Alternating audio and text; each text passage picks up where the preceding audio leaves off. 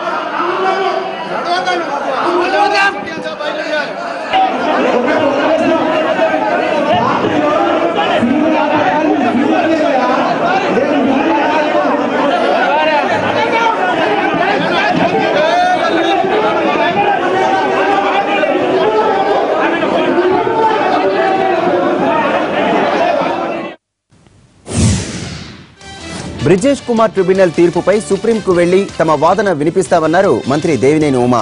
గతంలో కాంగ్రెస్ ప్రభుత్వం సరైన వాదనలు వినిపించకపోవడం వల్లే ఇప్పుడు ఈ పరిస్థితి వచ్చిందని ఆరోపించారు.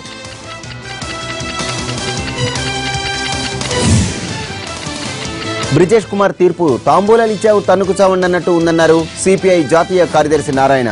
కొత్త రాష్ట్రం వచ్చింది కాబట్టి పాత ట్రిబ్యునల్ రద్దు చేసి కొత్త ట్రిబ్యునల్ ను ఏర్పాటు చేయాలన్నారు. ఈ విషయంలో రెండు రాష్ట్రాల సీఎంలు కేంద్ర ప్రభుత్వాన్ని నిలదీయాలని డిమాండ్ చేశారు నారాయణ. మేం కూడా తలాక్ కి వ్యతిరేకమైన ఆయన తలాక్ ఇప్పటి సమస్య కాదన్నారు. ఎన్నికల్లో వాడుకునేందుకు తలాక్ వివాదాన్ని బీజేపీ తెరపైకి తెచ్చిందని మండిపడ్డారు నారాయణ. రైతులను మార్కెట్ దోపిడీ నుంచి కాపాడి ఆదాయ భద్రతను కల్పించేలా తక్షణమే వ్యవసాయ విధానాన్ని ప్రకటించాలని డిమాండ్ చేసింది తెలంగాణ జేఏసీ. రైతు సమస్యలపై ప్రభుత్వ వైఖరికి నిరసనగా ఇందిరా పార్క్ వద్ద జేఏసీ ఆధ్వర్యంలో టీజేఏసీ చైర్మన్ కోదండరాం ధర్నా చేపట్టారు. ఈ కార్యక్రమానికి జిల్లాల నుంచి రైతులు భారీగా తరలివచ్చారు. ఆత్మహత్యలు లేని తెలంగాణ కోసం ప్రభుత్వం చర్యలు తీసుకోవాలని, లేదంటే పెద్ద ఎత్తున ఉద్యమిస్తామని జేఏసీ హెచ్చరించింది. తెలంగాణలో మెరుగైన వ్యవసాయ విధానం తేవాలని డిమాండ్ చేశారు టీజేఏసీ చైర్మన్ కోదండరాం. నకిలీ విత్తనాలు అమ్మిన వారిపై చర్యలు తీసుకోవాలని కోరారు. పెద్ద బంగాళాల్లో ఉండేవాళ్లు రైతులు కాదన్న కోదండరాం తెలంగాణలో రైతు అంటే బక్కరైతే అన్నారు. రైతుల ఆత్మహత్యలు అరికట్టేందుకు చర్యలు తీసుకోవాలని కోదండరాం ప్రభుత్వానికి సూచించారు.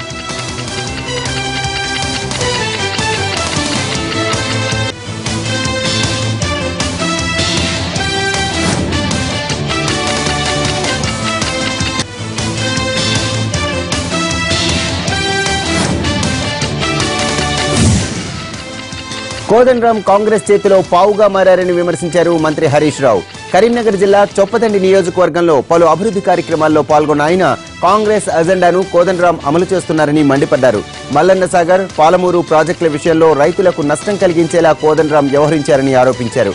ప్రతిపక్షాలు దీక్షలు చేయటం సహజమన్న హరీష్ రావు, కానీ కోదండరాం లాంటి వారు దీక్షలు చేయటం బాధాకరమన్నారు.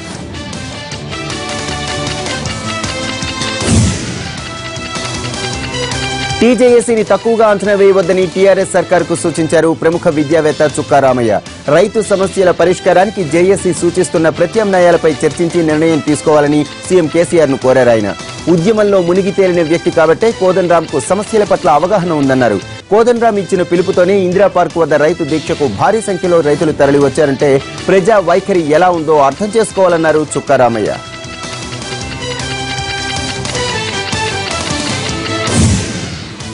30/60 ఇప్పుడు షార్ట్ బ్రేక్ తీసుకుందాం.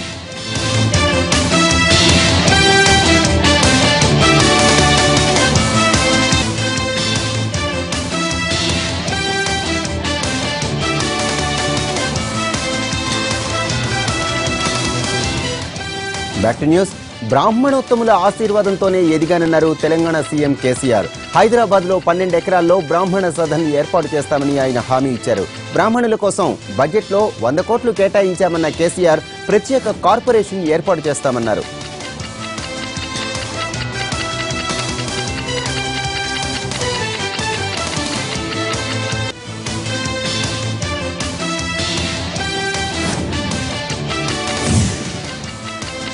తెలంగాణ సీఎం కేసీఆర్ పై ఫైర్ అయ్యారు రాజ్యసభ సభ్యులు, కాంగ్రెస్ నేత వి హనుమంతరావు. ఎన్నికల సమయంలో ఇచ్చిన హామీలు ఇప్పటి వరకు నెరవేరలేదన్నారు. కొత్తగా 21 జిల్లాలు ఏర్పాటు చేసినా వాటి అభివృద్ధికి నిధులు ఎలా వస్తాయని విహెచ్ ప్రశ్నించారు.